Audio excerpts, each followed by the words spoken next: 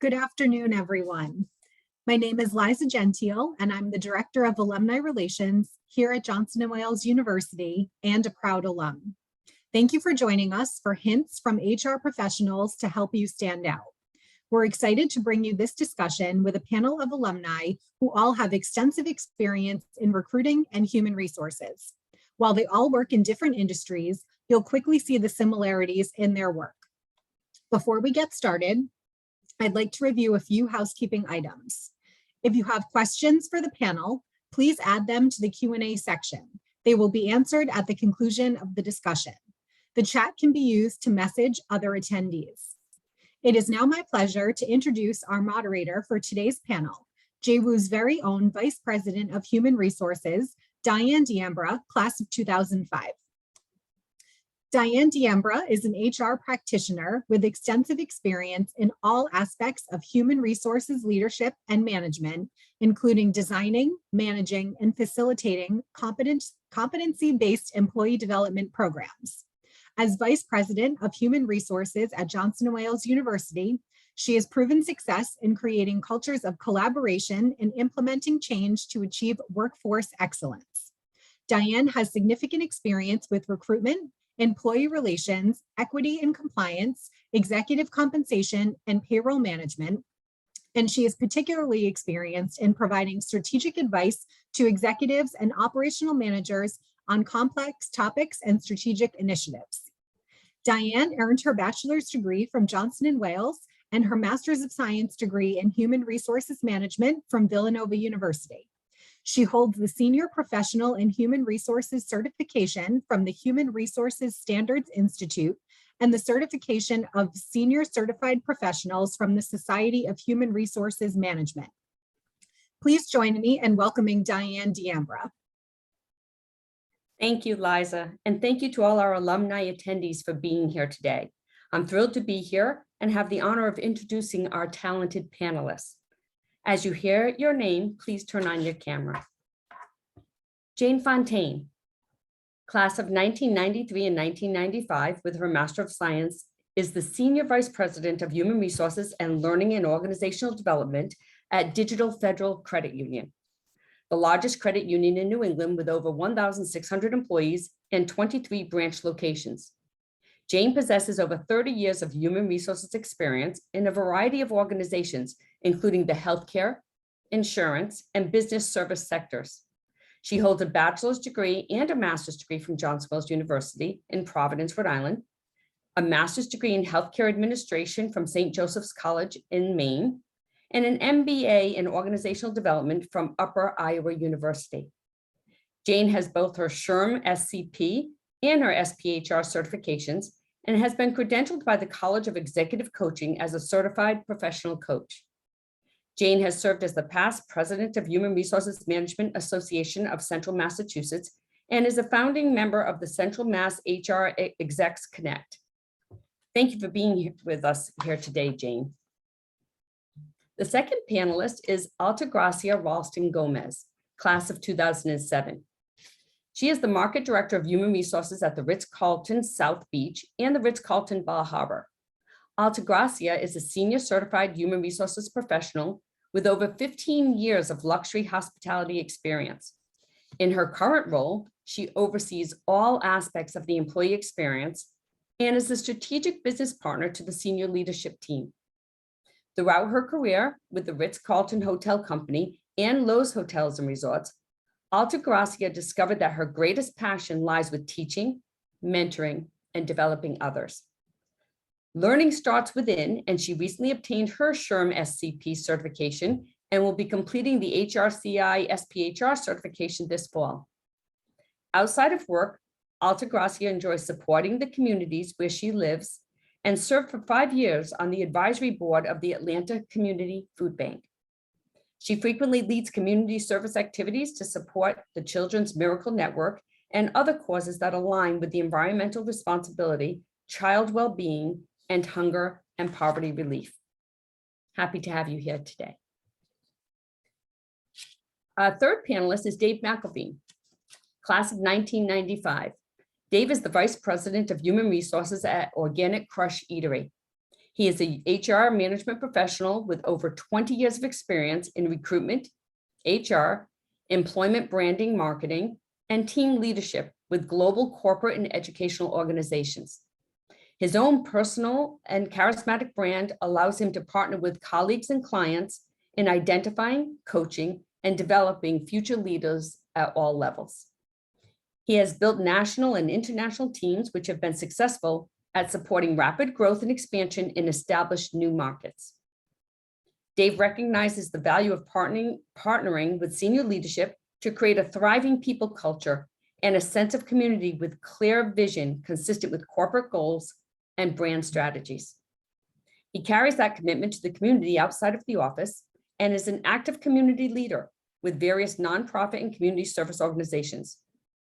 As VP of Culture, as VP of People and Culture with CAVA, David led the national expansion efforts, including the acquisition of Zoe's Kitchen, with a dynamic people-first strategy, including industry-leading pay and benefits, enhanced technology, and a commitment to personal and professional development. Dave brought his enthusiasm for people development and work culture to the team at Organic Crush, joining in 2019, and as Organic Crush was preparing to expand. Dave helped create and maintain a safe and happy workplace in all restaurants and commissaries, while ensuring compliance and a strategic people-first strategy for the business. Dave helped launch their new concept, La Fin Kitchen and Lounge in Montauk, New York, and is excited to help expand both concepts nationally. Now that we've learned a bit about our panelists, let's jump into our conversation. Today, we'll be focusing on the current job market and offer some tips for candidates to stand out. I will direct my first question to Dave. Dave, what is the most important thing a candidate can do to help their resume make it through the automated resume scanning system? Thanks, Diane. Yeah, as most people know, companies will have an applicant tracking system set up, and many of those companies have built in or layered in artificial intelligence to help them sort through all the resumes that are coming in. So as a candidate looking for jobs, applying for jobs, especially with some of the larger companies, it's really important to make sure that your resume matches up to the job description. So a couple tips, I think there's kind of three areas to focus on here. One is, as you are applying for a job and searching for jobs and you find that job that you're really excited about, make sure that the keywords that are popping out in that job description are also present in your resume. So review your qualifications, review your accomplishments on your resume, match up the keywords that they're looking for there, because a lot of times it's one or two words on a resume that are going to flag whether you're passed on to a recruiter or you're maybe sent an auto decline. The second thing is, when you're applying for the job, and a lot of people are looking on job boards, looking on LinkedIn, if you have the opportunity, apply directly to the career site of the company. That way you ensure that all your information is accurate and ensure that your information is there and you're not relying on a potential data feed from Indeed or from LinkedIn to get your information over to that recruiter. And then the third thing is, once you are completing your application, most of these applicant tracking systems will allow you the option or the opportunity to upload your resume, and then it will parse out all your information into the appropriate fields.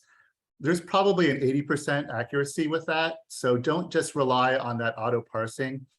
Take the time, once you upload your resume and parse your information out, read through each page before you hit that final submit to make sure you're presenting yourself in the most professional way and that all your information is accurately placed in the appropriate boxes. So don't be afraid of the technology, embrace the technology, and hopefully you'll get some good results that way. Thank you, Dave. It's interesting to see how technology is changing the world of HR and the applicant search. Thank you.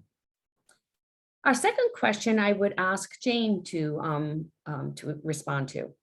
Jane, what's the best way to showcase your skills when applying to roles in a new industry? Well, there are a couple of things I would recommend. First of all, when you're applying for any job, it's important not just to use the same resume. It's important to gear the resume to the job you're applying for. In that way, you can put keywords in it. take the job description in the advertisement and duplicate some of that in your resume. With new industries, many a times you've never maybe had the type of experience they're looking for, but there are many transferable skills, customer service skills, interpersonal skills, project managed skills that are applicable to many, many industries. So I would suggest that you really highlight in your resume your skills, things that can be transferable to other industries, and writing a cover letter. In that way, you can write a cover letter that shows what they were asking for and what skills you have that are complementary. It's very, very important because sometimes when you apply to a new industry, there are certain industries that unless you have that experience, they're just going to toss it to the side. So if you have a very powerful way of highlighting your skills, comparing it to the job description, that will bring it to the forefront. I also want to say, and this sounds very commonsensical, please, please, please proofread your resume and your cover letter and have someone else proofread it, because many times, spell check and grammar check, it will pass on a word that is a legitimate word or grammatically it's legitimate, but please have someone else read it a second time. So it's very, very important. Remember, this is your first impression.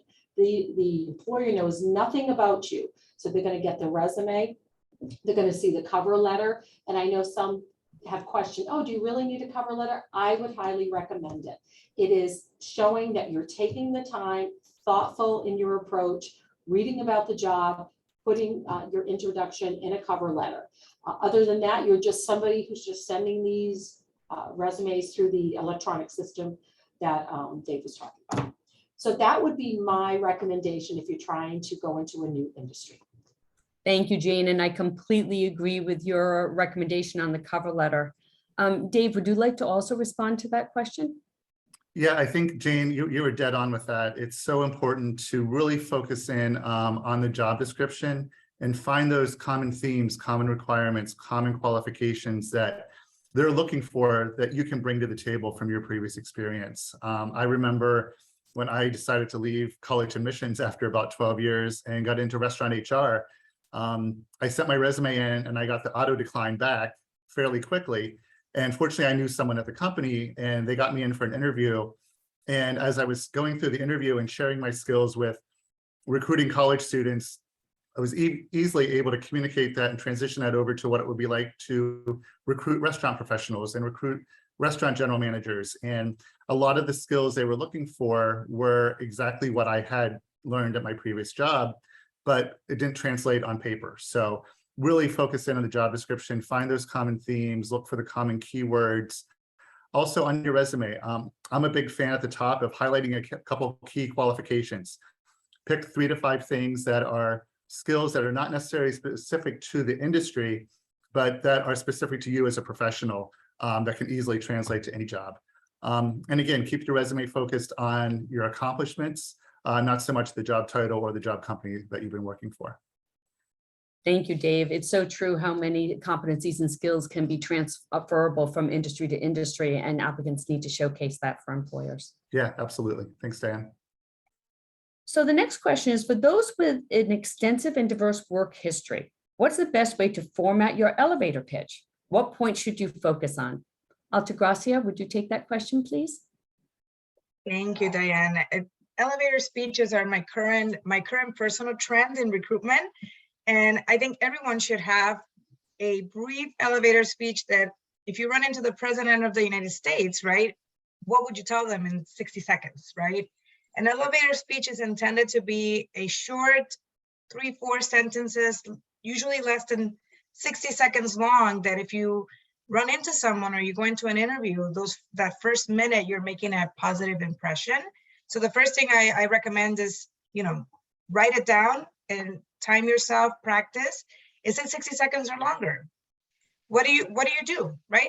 What's your name? What do I do? That needs to be part of your elevator speech when you introduce yourself to someone. And also include in there, what do you want to achieve, right? That would be my third recommendation. And at the end, you want to sort of close it with a call to action related to your conversation. I usually, when I'm interviewing, especially for management positions, after the brief introduction and welcome to the interview, I always ask the candidate, I have your resume. Why don't you give me a brief elevator speech, 1 minute, 2 minutes about who you are, why you're here today, and why we should consider you for this position. And it's very amazing the variety of responses that we receive. I've heard some amazing elevator speeches that in 1 minute, I'm like, oh, I want to know more about you. And then some people go on for 5, 6, 7 minutes and really don't give us a sense of who they are and why they are interviewing for the job. So definitely practice, right? Write down, who I am, why am I here today? What do I want to achieve? Highlight an achievement that you're proud of that relates to the job that you're posting for. And practice with somebody that you trust, that record yourself, listen back to what you say, and be authentic, right? You are talking about who you are and why this person or this company may want to have you on your team. So it's okay to be your authentic self in your elevator speech. I was telling a story the other day. I went to a work conference last year. I was part of a development program. And right before the reception started, I was checking our employee engagement survey score results for last year. And, the results for my 2 resorts were very good. So I was so happy. And I walked down and I go in, and I'm walking into the ballroom area, and I run straight into the president and CEO of our company, who I had not met before. So he's literally in front of me, and I make eye contact, and I'm like, good evening, Mr. Capuano. My name is Alta Gracia Ralston. Such a pleasure meeting you. And I am so sorry, sir. I am so excited, and I can't stop smiling because I just checked the employee engagement results for both the Ritz-Carlton South Beach and the Ritz-Carlton Bar Harbor, and we did amazing. So I am still sort of in the cloud of excitement with the results. Can't wait to go back to my resorts to look at the individual scores, but I'm just so happy. But such a pleasure to meet you. Thanks for being here today for this conference. And he just laughed, right? So it was very quick. I wasn't really ready, but in a way, I was able to include these 3 components, right? And the call of action at the end was that follow-up. And it just happened that the whole night, every time him and I ran into each other in the room of like 300 people, whoever he was talking to, he's like, oh, did you get your employee engagement results? Because Altagracia here in Miami had great scores, right? So it became a great conversation topic throughout the evening. And then, of course, there's other operational leaders in the room were like, how did you get your score so fast? And I'm like, I am in HR. I have everything available all the time. So be ready, right? Write down your speech. Just include who you are, what you want to achieve, and what's your call to action so that they can get to know you a little better when you start those conversations. Thank you for sharing your perspective and such an on-point and interesting story. Your recommendations about having the elevator speech are applicable to every level job and in every industry as well. So particularly on point. Thank you. The next question is, when you are a newer employer, let's say 1 to 2 years, how do you express your desire to grow within the company? Jane, can you take that question, please? Sure. I actually want to say that in this day and age, 1 to 2 is not even a newer employee, because people move around so quickly. But I would hope that in most of the organizations you'd be working in, you'd have some type of a one-on-one with your supervisor. And I know as part of that, I always recommend that a manager do what we call career conversations. That should be part of the one-on-one, asking the employee, what are their plans? Where would they like to go? Do they want to learn a new skill? Would they like to work in a different department or a different role? And how can they, as a manager, help them? Now, that doesn't always happen. So I think that a new employee, I would say, always should feel comfortable expressing their career aspirations. It's not a negative thing. And in fact, when an employee comes in and talks to me about it, it's exciting that says they want to stay with the company, they enjoy working here, they're motivated, they want to grow. So I would feel very comfortable going into my boss, even if it's during a one-on-one. And I question, if you're not having one-on-one with your boss, that's really something that has to take place. It's very, very important because communication between employee and their manager has to be ongoing. So if you're not having that, you might want to, if you feel comfortable to ask, you would like to have a one-on-one, whether it's once a week, every other week, and that would be part of your one-on-one, talking about your career aspirations. And you could ask them, how could I go from this position to that? What things do I have to do? What tools does the organization have that can help me with that, whether it's a course, webinars, external learning? I would bring that up to my superior because I think it's very, very important that type of communication occur. So if it isn't, I encourage you, please talk to your supervisor. Thank you. Very, very helpful. Alta Gracia, would you also like to add to that? I love what Jane said. It definitely starts with expressing your desire, and it starts with your immediate leader who has the most direct communication with you and who's most immediately responsible for you, right? In your growth and training you and developing you. I know that, you know, even when I was early on in my career, I always put myself out there, right? You have to be able to be vulnerable to have conversations about your future. I actually had an interview this morning where, you know, it's a person in a different industry that's trying to look for a job in luxury hospitality. And when I asked him, what do you see yourself doing in the next 5-10 years? He said, you know, I've not been a manager before, but in 5 years, I would love to be in charge of procurement for the Europe market because I want to go back to Europe. And he said it with such confidence, right? And I couldn't help myself. And I said, that's amazing. What are the steps that you're looking to take to get you there in 5 years? Because that is a big scope job. It's very global and you have no experience in this industry. So what are you thinking about?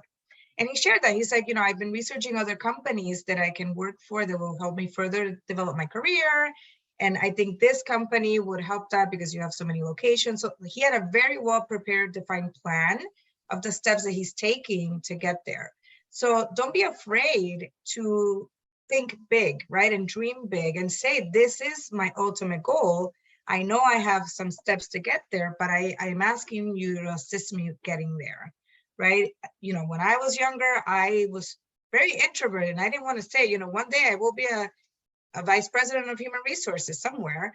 And, you know, that's one thing that mentors along the way helped me to learn, right? The other thing is find someone in your organization besides your leader that can champion you, right? If you're trying to change industries, if you're trying to change perhaps disciplines, go talk to someone that you see is doing great and just invite them for coffee and say, I want to learn more about what you do. How can I learn about this area? What can I study perhaps, right? Ask for stretch goals. We will never grow if we stay in our comfort zone, right? So raise your hand, volunteer for extracurricular projects at work. Tell your leader, I want to learn this, even though I don't do it every day. Because I think those are things that new hires will help them first acclimate faster to the organization, right? If they're trying to network within the team. And having a champion along the way will definitely help you as those opportunities come open, right? To have somebody else that advocates for your career growth. Thank you for sharing those practical tips, both of you. Those one-on-one conversations are so important because each individual's journey is very different. And even if there's not an opportunity right then, it sets the stage for future conversations and opportunities when they arise. So thank you. Dave, is there a make or break part in an interview? And what's the best way to make a lasting impression? Yes, and yes. The types of interviews that are out there right now are vast. So you might be doing a phone interview, you might be doing a video interview, you might be walking in and doing a one-on-one interview with a hiring manager, or they might throw you into a group interview setting. So get information from the recruiter or from whoever's setting up the interview about what you're going to be doing. Obviously, if you're at home and it's a phone interview or it's a video interview, be aware of your surroundings, know what's behind you, make sure there's no distractions, have your phone, the ringer should be turned off, TV should be turned off, put the dog outside for a little bit, but really be aware and prepare yourself for the interview. I think the most important thing is all interviews matter. When I was working for Chipotle, I was interviewing a lot of corporate positions and people would say, oh, I'm talking to the HR guy, you're just a step in the process, you're gonna pass me along. It didn't take long before they figured out that the recruiters of the HR team, we're kind of the gatekeepers. If we don't have a good first impression, that interview doesn't go well, most likely you're not going to get passed down the line to other interviews. So as you're thinking about interviewing, take all interviews very, very seriously. And whether it's recruiting the hiring manager, someone else on the HR team, take it very, very seriously. Know who you're speaking with. Follow-up to me is very, very key. So if a recruiter is helping coordinate some other interviews, work with them to make sure you have people's correct job titles, spelling of their names, email addresses, so you can send that follow-up. But again, that first impressions, those first couple minutes are key, and then how you're closing. Be prepared with some good, legitimate questions. Do your homework. Again, know who you're speaking to. Don't just ask the questions about pay and benefits. Ask questions about company culture. Ask questions about why is the position open. Ask about other opportunities. Start those conversations now with a hiring manager. That shows your level of interest and that you are serious about that job interview. Thank you, Dave. Jane, what are your thoughts on the make or break part in an interview? Well, I do reiterate a lot of the things that Dave did say about the follow-up. It's very important also when you're in the interview not to say negative things about your current employer or your former employer, because think about that. The person you're interviewing with is thinking, well, they might do that to this company one day if we hired them. So that's important. The background situation, exactly, because so much is remote interviews, and you'd be surprised the crazy things I've seen in the background. So try to get as professional as a background as you can.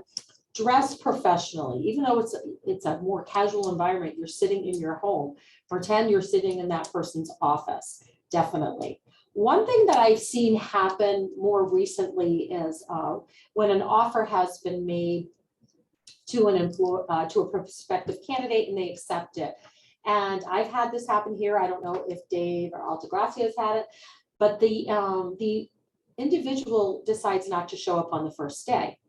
And I understand, and we all understand that people change, they've changed their mind, but the courtesy of just sending an email to the organization saying, I appreciate the interview. I don't feel this is the right position for me or the right time. Because as Dave said, you don't know if later on there'll be a different role that you might qualify for. So always send a note, a follow-up thank you, or if they're offering you the position, let them, and you don't want it, let them know in a professional way. Make and break in the interview is really, for me, is not being professional, whether it's your dress, your conversation, or just taking a very lax approach to it. You want to show interest. You are marketing yourself. The company's marketing themselves to you, but you are marketing. So put whatever your marketing plan is together for yourself. You want to come off as professional. You want to come off as interested. You want to come off as someone who looked into the company, as Dave said, get some background, know what the company does. You can look at how long it's been in business. There's questions you can ask just from going to the website. And yes, I would not bring up salary and benefits, at least not in the first interview. Such wonderful practical tips. Thank you very much, Jane. So the next question is, what trends are you currently seeing in hiring and or in searching for new roles? We talked about AI a little bit at the beginning, but again, what other trends are you currently seeing in hiring and for those searching in new roles? Alta Gracia? Thank you, Diane. I think Jane started with she just mentioned the first thing that was on my list when I thought about trends. I mean, it is very unusual, I guess, or very recent to see that you get to the offer stage, you're invested in this person, and then day one comes around and they don't come, right? And then you call them and there's no response. So I have to, I'm sorry for copying you, Jane, but I have to say that what you said is very accurate, and it does go a long way if you at least answer the call to say that I'm not going to come, and whatever it is, we'll respect that. But I've had both scenarios where we do reach the person afterwards, something major happened, it doesn't work now, and then it worked later on, versus somebody that didn't answer at all, and when later on came, at this point that first impression is kind of not there anymore. Something else that I've seen in general is a lot of applicants are applying for multiple jobs within, for example, my organization, that are very different, right? So I'm seeing people with no management experience applying for hourly roles within their skill set, for management roles that they're not qualified for, right? So sometimes when I call them for one requisition, and I notice that they apply for something else, I would have that candid conversation of like, you did apply for 5 different roles. They're all very different. What exactly are you interested in? What are you looking for? So I think it is important to narrow down your scope in a way and not, because then it looks like you're just randomly applying with no real like goal or intent in mind. I think somebody talked about earlier career switches and resumes, right? You know, when you are trying to do an industry switch or just changing gears, the cover letter I think would be very important, because otherwise your resume may get overlooked. And definitely in the last 2 years, we've seen a lot of that. We've seen applicants for industries that are not related to ours that are applying. And it's hard sometimes to figure out, you know, the resume doesn't reflect the skills that are highlighted. It doesn't really speak to job descriptions. And there's no cover letter explaining why you're interested. So a hiring manager might overlook it because of that, right? If it doesn't really reflect. So I think those are 3 trends I've seen more recently in the last 2 years that I just found very interesting when thinking about this question. Very interesting. Thank you. Jane, are there additional trends that you are seeing in the hiring? Yes, and I want to just reinforce what Alta Gracia said about sending in multiple resumes for all different jobs. Think about the manager. They're also thinking this person really doesn't know what they want to do. It's like they're taking spaghetti and throwing it out and see what sticks on the wall. So yes, really think about that before you send multiple resumes. What I wanted to say is, as I said before, when someone gets hired, they don't show up. I've seen a trend in ghosting for interviews. You set up the interview. We do a lot of virtual job fairs where you can schedule a time to interview with a member of our team, and people don't show up for those. Again, very, very negative impression. I don't know about other organizations, but we do track like if someone doesn't show. So you always want to leave it on a positive note. And again, takes a few seconds to send an email saying, I'm not really interested in the position anymore. So, I mean, I've seen a lot more, certainly remote and hybrid, but we hire now people out of state. You know, we're located in Massachusetts and New Hampshire, but we've started to recruit. We have a group of people in Florida and Georgia and Texas. So don't be, you know, don't disqualify your job unless you've talked to them, because many companies are deciding that person really doesn't need to come to the office. Some are getting rid of office space, and there's an opportunity for you to work remotely or virtually. So there's some flexibility there. So I am seeing a lot more of those trends. Group interviews, I've seen that, or several interviews in the same day, and it could be just all remotely. We now do not do any interviews in person. We're pretty much all remote, which has also become a trend in some industries. That's what I've seen. The experience that each of you have sharing today is just so helpful and so beneficial to so many. So thank you. We would now like to take this time to take questions from our alumni. If you haven't already, please type your question in the Q&A section of the bottom of your screen. And I'd like to invite Liza to join us to moderate this portion of the program. Thank you. Great.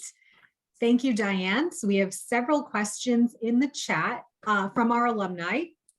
In the current tight labor market, or is the current tight labor market changing anything for employers in expanding what qualifications they are looking for in certain roles? Liza, I can answer some and a little bit of that. Yes, we now are really looking at what skills does the job really need. There is nice to have, there are must have, but what does this position need to initially be successful? So we really have had to change because the talent pool is tight, and there's no indication, recession or not, that that's going to change. I think now the statistic is 2 jobs for everyone who's looking for a job. So yes, we had to look at different experiences. As I said earlier, can they be transferable? So that's what we've had to do here at DCU. Yeah, I'll chime in on that also. Even for the restaurant industry, I mean, we all know how the job market, as Jane just said, is really, really tight, and especially in the hospitality industry. So many people left for other industries during the pandemic. For us, I think 2 or 3 years ago, we were really looking for restaurant managers that had restaurant experience. Now we are more focused on finding people that are aligned with us and aligned with our values. We are 100% organic. We are a health and wellness restaurant company. So finding people that have a background in nutrition, finding people that have a background in fitness and health and wellness, we are much more open to speaking with them and then teaching them how to run a restaurant, as opposed to getting someone that knows how to run a restaurant and teaching them the values of the company and what we're trying to do. So yeah, we have definitely opened up kind of the top of the funnel. Great, thank you. Are companies continuing to move more or less towards automated job systems in the current market? In my world, in hotels and hospitality, definitely not as much, right? We're in the business of providing service to people. However, I am starting to see in some aspects of it where there is more automation. And I think just within HR and applications, right? The application system has gotten much more automated over the last 2 decades, right? But in my world, I don't see too much of that over the next 5-10 years, although there is new technologies out there that are being explored. I'm not sure that in the luxury space, how quick we will be to adapt to that because of the value proposition of our services. We have an applicant tracking system. However, different employers, you can decide how rigid the parameters are, meaning that more resumes would come through. I know that Dave mentioned that, you sent a resume out, within seconds you're being declined. That's because the parameters have been set so strict.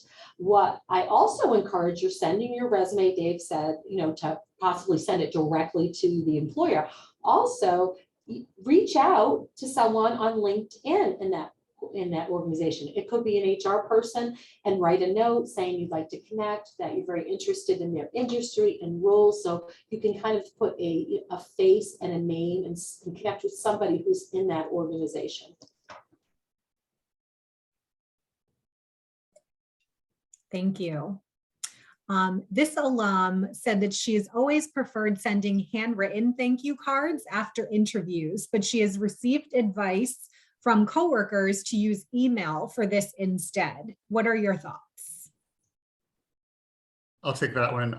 I love both. It's very rare to get a handwritten note. When I do, I tell everyone about it in the office. I make sure the hiring manager sees it. But it takes, you never know how long it's going to take for that letter to be received. So I always recommend and appreciate receiving an email that day or the next day, an email thank you.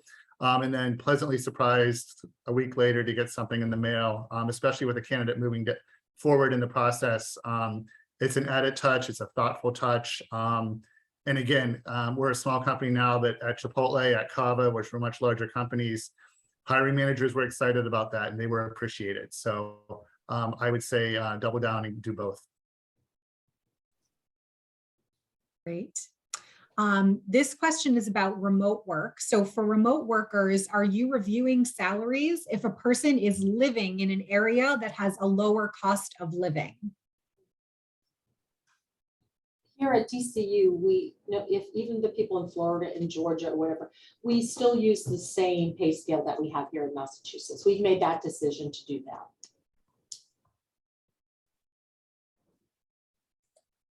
Great. And this alum has a question. If you could expand more upon what a group interview is. I think Dave, perhaps you had mentioned that earlier. Yeah, and there's really two types of group interviews. For some of our retail positions, especially for new restaurant openings, we will invite 5 or 6 candidates in at one time to meet with a hiring manager and someone from HR. So you're actually interviewing amongst a group of other people applying for the job. Now that's mainly for, we only do that for hourly positions. Our group interviews on the other side are when if we have a candidate coming in and maybe it's closer to a final interview, we might have them sit in with 2 or 3 people at the same time. So they might be meeting with our CFO, meeting with our director of operations and our VP of marketing in that same 45-minute period. So it's a challenge for the candidate because they need to be able to speak to people from very different backgrounds and are looking for something different from that candidate. But it's also a good way to show, especially as you get further up on the executive ladder, that you have a seat at the table and you can speak to different groups at the table and engage with different people asking very different questions. So we do a lot of the group interviews where we have multiple people from the company interviewing one candidate for most of our manager positions and above. So I hope that answers your question. Great, thank you, Dave. If someone is rejected for a specific position within a company, but they're eager to work for that company, what is the best way for them to circle back for other opportunities? I can answer. I can contribute to that, Liza. I do like that, and I've encountered a lot of candidates over the years that they do that, right? You may not be a good fit for that role, but the company values align to what you're looking for. I think by all means, go back, right? You already have a contact person, whether it's the recruiter, HR, the hiring manager, most likely exchange contact info. Reach out and say, I understand I wasn't selected. What other roles would you recommend, or could I be best aligned for? I really want to work for this company, and I'm willing to explore other opportunities so that I can get my foot in the door. And that should get the conversation started. And, hopefully the company you're applying for has a philosophy or a culture where a hiring manager may refer your resume for another area. But if that's not the case, going back to that person you already met and asking that would be a good first step. I've seen it before where, Jane mentioned that she does a lot of virtual career fairs, right? We started doing career fairs again, especially when we had the bulk of openings last year.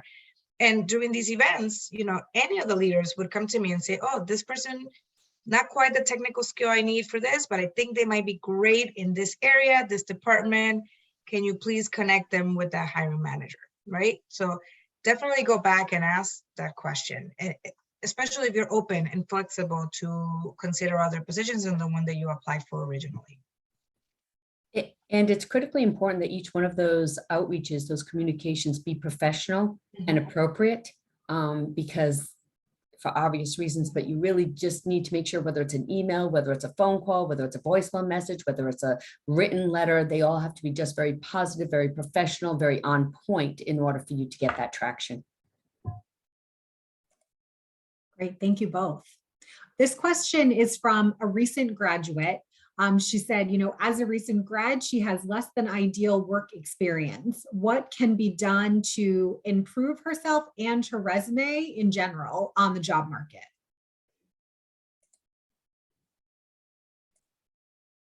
I'll jump in. Look for volunteer opportunities, because those skills that you learn through those opportunities, you may even already have them, and maybe I'm not just making the connection to how they could transfer to the workplace, but doing some volunteer opportunities or taking advantage of that can be a key way to help build that experience. And I would also say, to follow up with Diane, I'm assuming maybe this individual may be having difficulty getting interviews. I am happy, and I've done it before, and I know other HR professionals are, to do informational interviews when someone's just, kind of looking and learning. You can always ask an employer for an informational interview, or to an HR person. And again, make your resume skills-based. Even if you've worked at McDonald's, you've done customer service, right? So there are different things that are transferable. We employ a lot of people in our call center, and a lot of them come out of like Dunkin' Donuts or restaurants, because they have had customer service that is very transferable to being in a call center when you're talking to members all day. So Jane, you've been stealing all my employees. I'm sorry. Oh, no. Yeah. And just to follow up on what Jane and Diane said, think about your past experience in college. Were you involved in athletics? Were you involved in a sorority, fraternity? Would you do a leadership role there? Again, there's skills that you may have that are absolutely transferable. And to follow up again, what Jane was saying, use your network. You get on LinkedIn, find an alum networks at the company where you are. Ask your parents and family if they know someone there. Informational interviews are a great way to get your foot in the door. Great. Sorry, I just thought of one more thing. If you, depending on your career industry, right, there are sometimes in your local market or organizations, right, that support professionals in your space, right? And I think HR, right, the like Society of HR Management, I've met a lot of young graduates, right, or recent graduates that are trying to get into human resources, for example, and we meet at these meetings, right? So look for that niche local membership organization, join it, and that could be a great way for you to network and also find ways to learn more about how to get into these companies as well. Great, thank you for adding that point. For those who are switching industries, would you consider online certifications such as project management or accounting as worth the investment when you don't have that specific work experience?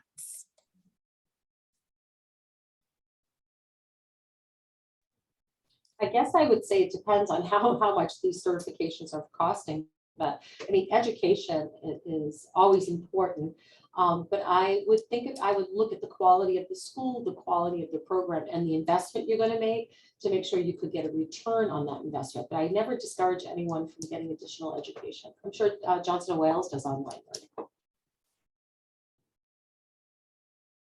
Yeah, I agree with Jane. And also look at the positions that you're applying for. Is it listed as a requirement? Is it listed as something that's preferred? If it is, then absolutely take that a little bit more seriously. But if not, I mean, from my experience with a lot of corporate roles, project management is always a big one. So any time you can get additional experience with project management certifications, that's always a bonus, no matter what industry you're going into. Great. And this person says, what if you're having trouble getting a job because you're overqualified? Do you remove certain work experiences from your resume? And she said she's already shortened her resume twice.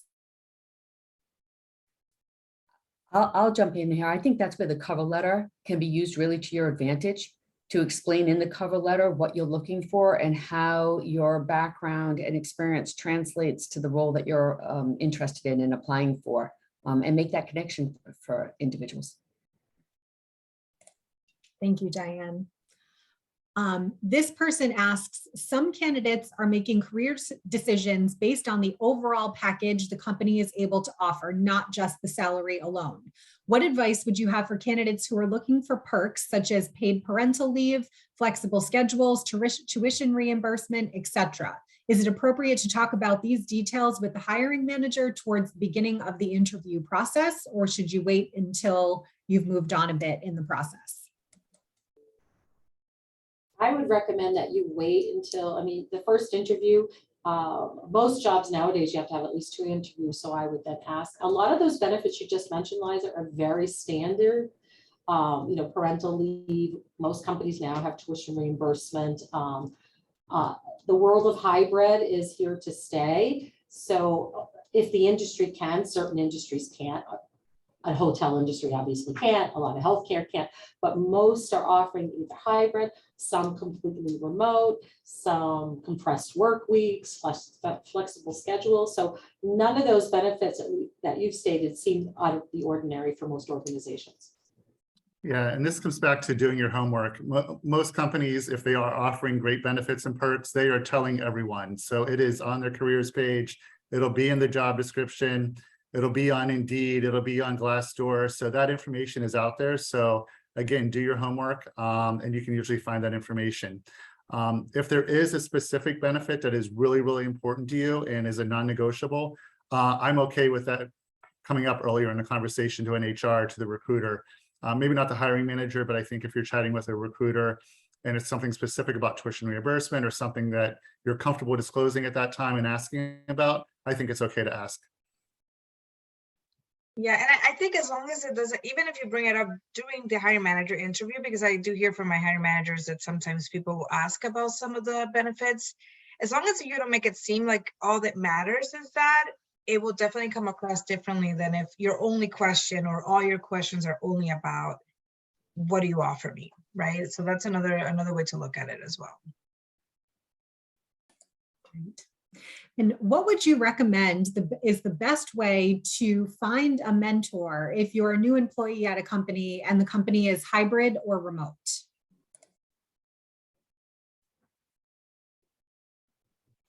Liza, I think it's very funny that you're asking me that, because right after this call, I have a call with someone I'm mentoring virtually. So there really is, for me, there's no difference. I think that you could talk to your manager. That's a really great conversation to have as when you're talking about your career aspirations. I wouldn't recommend that your manager be your mentor. I would talk to them about the potential of finding a mentor within the organization. They might be able to recommend you to someone, but you can still have a mentoring relationship virtually. Yeah, a lot of companies are also starting or increasing what they call their employee resource groups. So it might be a group of people with a certain background, or might be a group of people with a common interest. So seek out those groups as well. I know when I was with a previous company, they were big. They utilized Slack for internal communication. And there were a lot of different subgroups within that. And it could be people that were interested in food, people that were interested in travel, people that are interested in higher education. So find those different groups and employee groups that you can get involved with. And it may be a more natural way to identify a potential mentor. Yes, and I think always leverage whoever your HR contact is, right? If all else fails of what Dave and Jane shared, you can always reach out to your human resources and ask that question too. Who else could you connect to? And they should also be able to direct you to the right person. I know it can be tricky sometimes when it's in a hybrid world. And I've heard this feedback from employees that work hybrid or fully remote, that sometimes they don't feel as connected, right? Because they don't get to see everyone. They don't get to have all the networking with other departments or other areas, but HR should always be a resource, especially when it comes to conversations about mentorship and development too. That was great advice. And what is your advice for candidates looking to grow within their current organization? Would it be a good or bad idea to communicate with your current manager about your plans to move up or move elsewhere within the company?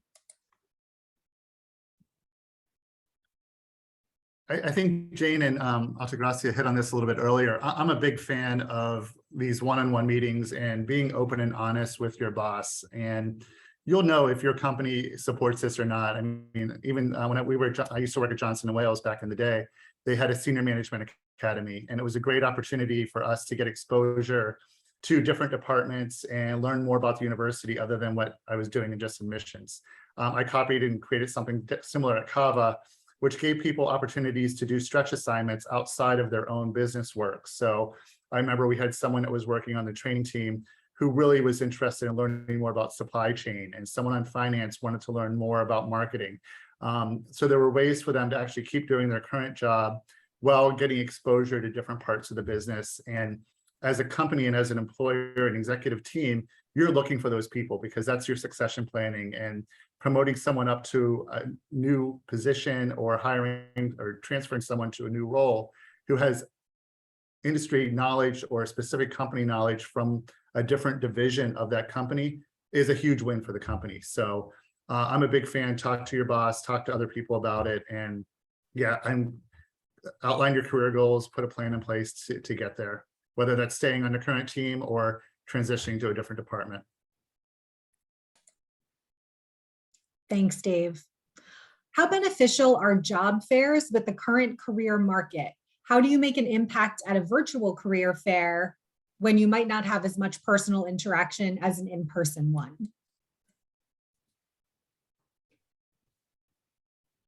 I mean, we have done virtual job fairs, and I think what's different about that is it's not, when you walk into a job fair, that's a live job fair, there's all these different people walking up to a table. With the virtual job fairs that we've done, you actually sign up for a time that you talk to someone in HR. So to me, it's much more personal. It's one-on-one. It's just not walking up to a table with a lot of other people handing your resume, and there's no time to really connect with the employer. I don't know if anyone else has had experience with virtual job fairs. We have here, and I would second that, but it's also, we talked earlier in this discussion about informational interviews. We have done those as well. So you start with a larger group and have an informational session, and then of course can translate then or follow up with the one-on-one discussions. We find it very helpful. Thank you both. What is the best approach to explaining a job or career break in your resume during an interview? For me, it's always honesty is the best policy. I think most of us have had a break, whether it was our choice or someone else's choice, and be honest. And I focus on what did I do during that time. And the answer can be, hey, I had a 3-month break, which really gave me an opportunity to figure out what I want to do. And that's why I'm here interviewing with you today. I want to work for your company. I want to do this.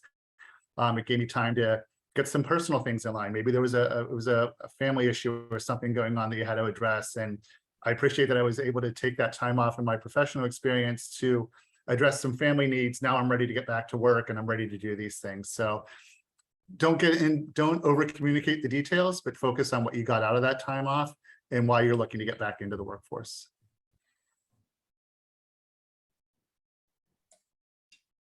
Great, thank you. Diane, I believe you mentioned volunteering earlier. This alum is asking, how would you highlight your involvement with community programs and nonprofits on a resume, or would you do that in a cover letter? I would potentially do it in both under skills section. In other words, highlight the competencies and the skills. For instance, if you had to engage in communications, maybe you were volunteering to work on some kind of campaign for a nonprofit like the Heart Association or whatever. So what was your work? What were the skills that you did? The teamwork portion of it. So take the skills that you learned or you gained during that volunteering experience and translate it both in the cover letter and in the skills section of your resume. Great, thank you.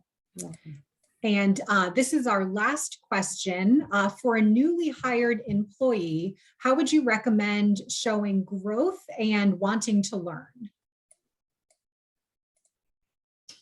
I think that was a little bit like the one if you're a newer employee, but certainly I think you definitely can ask for different assignments, volunteer if there's a project to be done. Show your interest. Don't always wait to be asked. Be willing to do whatever task that is they ask you to do or they don't ask you to do. Offer to do some of those things.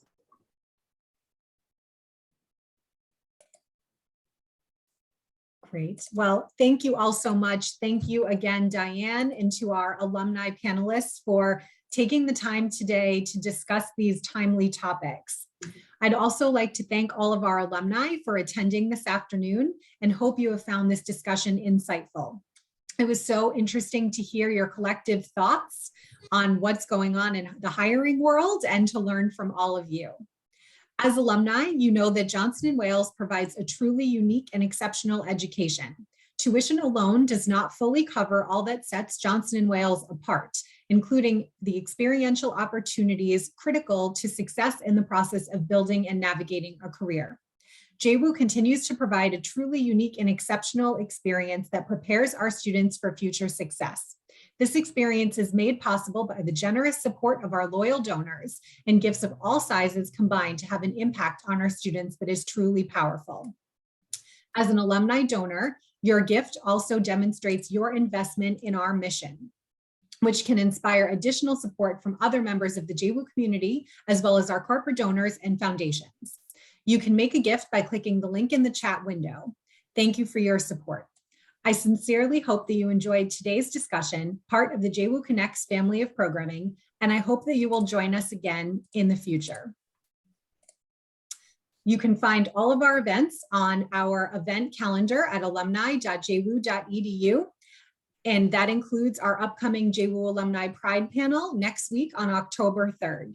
Thank you all for joining and have a wonderful afternoon.